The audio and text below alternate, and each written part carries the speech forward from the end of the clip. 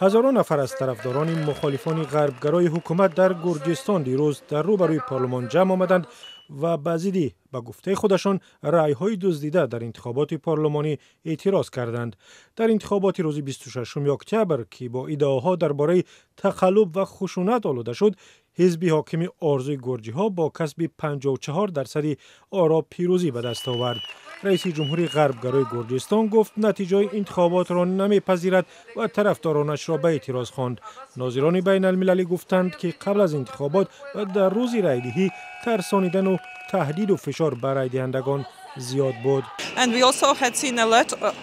ما شاهد موردهای زیاد لطوکوب آدمان و هر نوع فشار به آنها شدیم.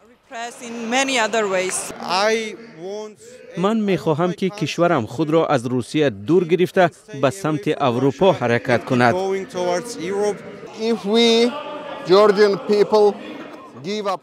اگر گرجی ها حالا تسلیم شوند آینده تاریک خواهند داشت.